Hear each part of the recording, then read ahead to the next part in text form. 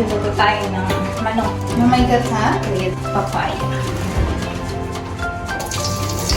Nagsama ko na yung sibuyas and bawang. Kasi sing lang naman na maluluto.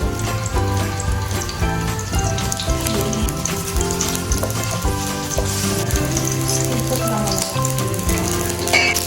So, nagsama na ang luya, sibuyas, and bawang. Kailangan natin magiging You know?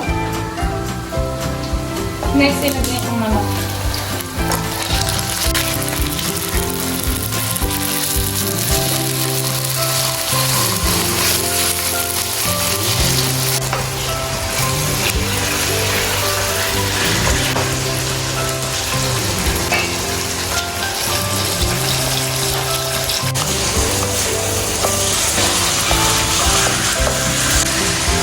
Yung pala natin. Add mo na ito.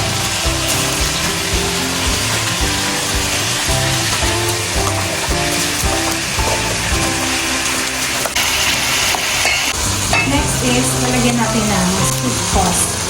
So, tansya-tansya lang ito. Depende sa gusto mo. Halat. Then, lagyan na tayo maglagay ng pepper powder. Tansya lang din. Tapos, sahaluin.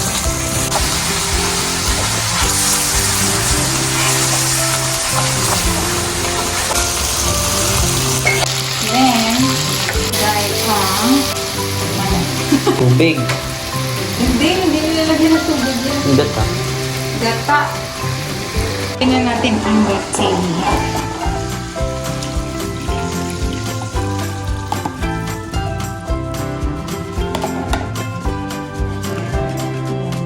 Coconut milk powder ang ilagay ko dito. I-soak mo lang sa water kasi mas malasa siya. Compare sa coconut milk na nasa lahat. Then, let it boil. Let it boil.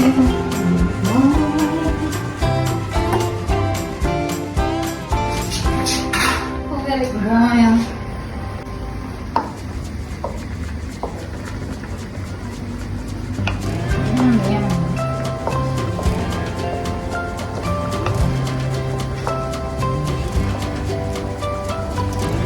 Yan. Okay. Lagyan na natin ang papaya para kasama na siyang lumambot.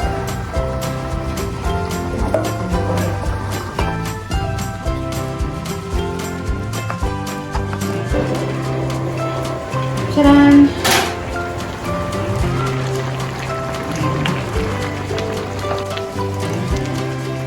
Pwedeng dagdagan ng coconut milk. Medyo kulang. Dagdagan natin.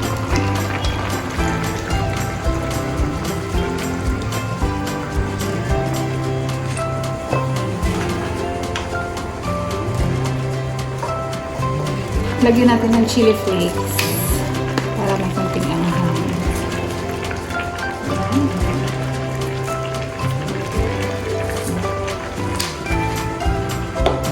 Okay, lagyan ng konting salt.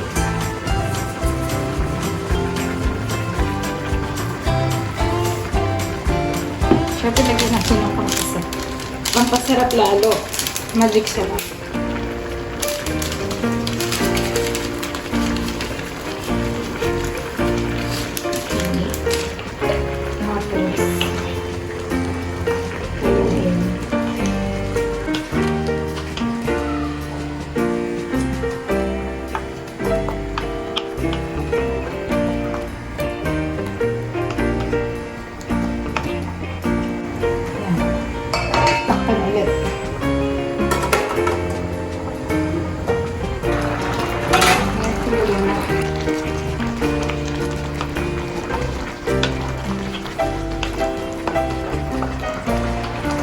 Next, lalasahin natin kung okay ba ang lasa.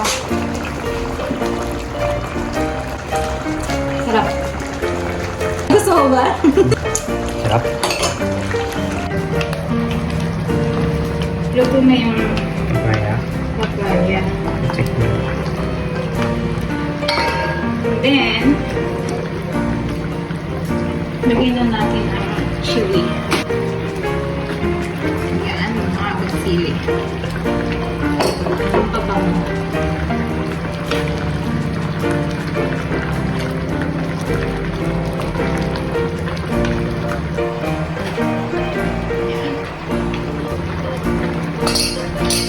Taste ulit.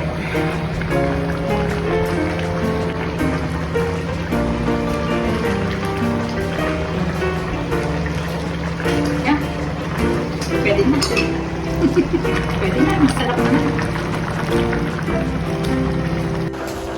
So, next na ilalagay natin is coriander. Choice namin na lagyan ng coriander kasi full of coriander. Gusto namin yung lasa ng coriander. Meron siyang unique taste. Yan. Yung dito sa umay ko. There. Ganyan lang. Bango. Bango, diba? Bango. Parang Thailand cuisine. There. Time to eat na.